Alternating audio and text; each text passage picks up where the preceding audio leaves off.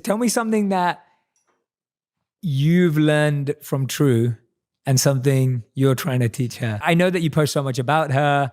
We've spoken about her. I think her energy radiates straight off the page. I know my team was speaking about her earlier as well. Like, yeah, what has she taught you and what are you trying to teach her? I'm asking this because I haven't had kids yet. So oh my God. No, and it's interesting. I never, like, you can feel your child's personality, and like, she's a really good person. Has empathy already for other people. And it sounds crazy that you can know that, but you can. I never really understood that until I had a child.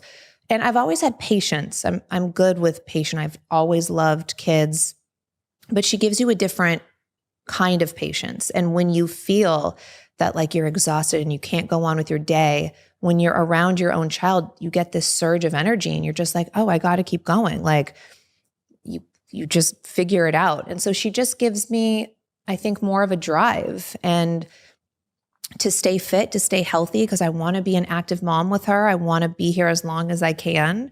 But I would say it's a different type of patience. I think it's a softer patience.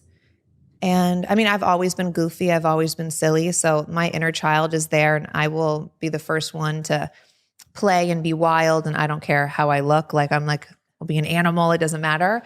But I mean, you're just like reliving your childhood again. It's fun. Yeah.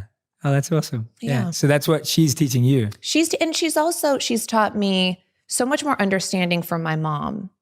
Oh. And you just realize that I think when you're a kid, you'd think your parents are superheroes, and they are, but you still have to understand they're just humans.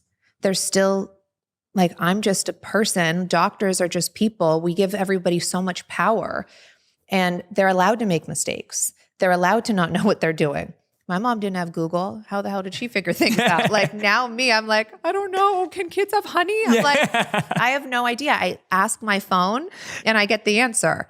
Back then it's like, I have so much more compassion, I think, for my mom. And when I was a teenager and I'm like, oh, why'd you do this to me when I was a kid and whatever? And I'm like, because she didn't know. Yeah. She had I feel like I have more understanding and compassion for my mom. Yeah, absolutely. I love that. I did a podcast about 3 weeks ago, and it was called 6 Reasons Why We Need to Develop the Emotional Skills Our Parents Didn't Have.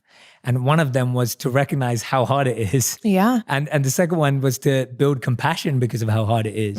And to recognize what you just said, like the ease at which we have information, the more conversations about parenting now, and like more research that's been done. Right. And you look at parents before, all they had was just what their parents told them. And then that was passed down and passed down and passed down.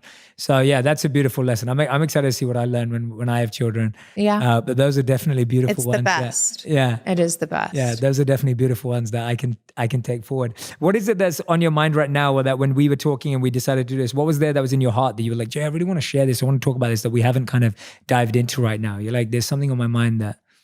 No, I feel like, I was so excited just to sit with you and to have this natural conversation. I feel like we've touched a lot of topics and I love that. I didn't want it to be too contrived and about promoting something. I just wanted it to be like a beautiful conversation. So I appreciate that. And I feel like, I don't know, is there anything else? Thinking. No, that was the same for me. My intention was I wanted to hold space to just hear you and let you talk and share, because like I said at the start, from any conversation we've had, I just think that your journey of figuring it out, sharing this positive message, that energy is so awesome. And I want everyone to experience that. Thank you. And that's what my intention was. And I think I've had that today. I'm just sitting here listening to you going, I've just learned so many things today. Oh my gosh, thank you. And that's the thing. I think our show is our show, and that's a piece of me. I don't blame anything like on editing. That's who I am. That's one layer of who I am.